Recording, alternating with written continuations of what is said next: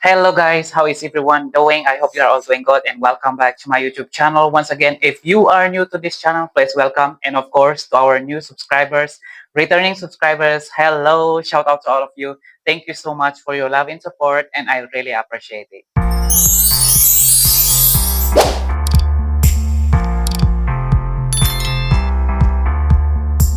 Yeah, so for today's video ay mag-unboxing tayo ng in-order through online at syempre in-order ko ito sa Black App. Ayan, so i-share ko nga sa inyo kung ano nga ba ito. Ayan, so mahilig kasi ako sa mga ganitong items. Ayan, syempre lalong-lalo na kung mahilig kang mag-snack ko, unbox na natin kung ano ito. Ayan, so dumating na kahapon, ngayon ko lang nakita. Ayan, so fragile na siya, fragile. Ayan. So, a bite, a snack. Ayan, so ganito siya. Ayan, so buksan natin. Ayan. So, open natin, guys. Ang diin ng pagka-tape niya.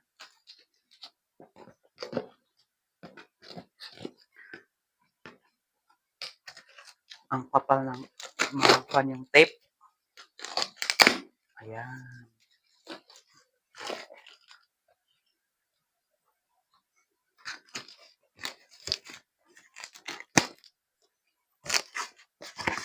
Ooh.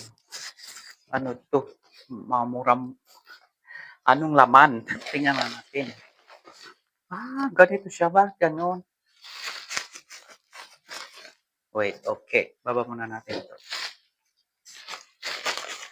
Less bubble wrap. Ayan, kasi sabi nga kasi dito, go green sila. So, nakakampin sila ng go green, kaya less wrap sila. Pero, kung less wrap naman sila, parang hindi naman protected yung product nila. Most especially yung product na ito is biscuit.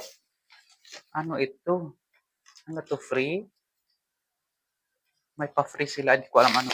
Tignan nyo nga, sinasabi niya sila, hindi maganda ang pagkarap niya nila. Sinasabi na dito, go green sila. Pero paano naman yung product nila? Tingnan nyo man durog. Oh, basag. Ano ba? Oh, parang mabuksan pa. Ayan. So, durog lahat. Hindi maganda. At ganyan.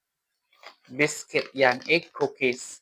Ayan. Mahilig kasi ako sa mga biscuit na kagaya nito. At more especially na medyo kwan siya. Medyo pa naman siya. Ano ba tawag dito? Ayan. At a bite snack, we source the most delicious snacks and biscuits, preserving their classical taste for all time. We believe in the timeless of great recipes. Actually, maganda yung product nila, pero ang mahirap kasi dito, tipid sila sa bubble wrap zone. Or kung tipid man sila sa bubble wrap, dapat nilagay nila sa magandang lalagyan or medyo matigas na lalagyan. Tignan naman ang bubble wrap niya, ganyan siya ang bubble wrap niya. Oh, ganyan ang bubble wrap niya. Paano naman hindi madudurog yung item? Durog-durog po. Well, anyway, try natin. Hindi ako satisfied sa pagka-wrap nila ng item na to na alam naman nila na ito ay biscuit lang. So, which is kailangan talaga handle with care. Yung box pa lang, pit-pit na eh. Tignan niyo yung box niya. Yung box niya, hindi siya proportion na box, pit-pit siya. Malaga. Talagang binagsak-bagsak. Aywan ko. Pero, syempre, ang supplier dapat din or yung mga seller din dapat talaga maganda ang wrap niya kahit walang bubble wrap or nilagay man lang siya sa box o matigas na box para hindi siya mapitpit. Ayan, aywan ko, nagtitipid kasi sila, gugring na law sila. Well, anyway, try natin. Failed. Hindi maganda yung pan, hindi maganda yung pagka-wrap nila. Sira. Ayan, oh. Durog-durog siya. Ayan, oh. Ganyan. Puti matigas siya, hindi masyadong. Kaya ko in-order to kasi mahilig ako sa mga ganitong biscuit. Yan parang eggnog sa atin ba? Yan, sa Pilipinas parang eggnog. Ang sarap. Perfect talaga ito na i-cup.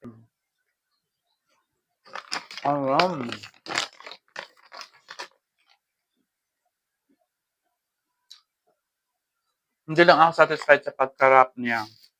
Which is actually the product is nice. Tsaka gusto ko yung ganitong biscuit. Ayan. Hindi na tuloy maganda yung texture ng pan biscuit niya. Eggnog nga, parang eggnog nga siya sa atin, no? Eggnog. Ayan. Mm. Hmm.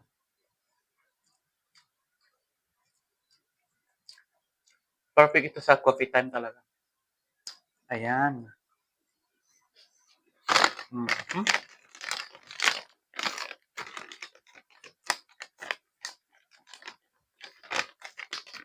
Ang maganda dito, gusto ko yung ganito, may ziplock. Yung may ziplock siya. So, pag hindi mo siya maubos, pwede mo siyang i-flip na ganyan. Hmm. Para hindi papasok yung hangin. Ayan, yun. Diba? Para hindi masisira yung laman. Ayan. So, well, anyway, gusto ko yung product nila. Maganda yung products. Siyempre, mahilig ako sa mga ganitong biscuits. Mahilig din akong, addict kasi din ako sa coffee. Yung sa coffee routine ko, kailangan ko may biscuits. Ayan, kaya ito, napa-order ako nito. Nakita ko kasi sa Black App. So, in-order ko siya na maganda naman. Nakita ko yung kagaya ng mga ganito picture niya. Maganda kasi yung picture niya. So, sakto lang din naman. Ang hindi lang kagandahan niya, yung pagka-deliver niya, hindi ko alam kung sa seller ba ang may problema.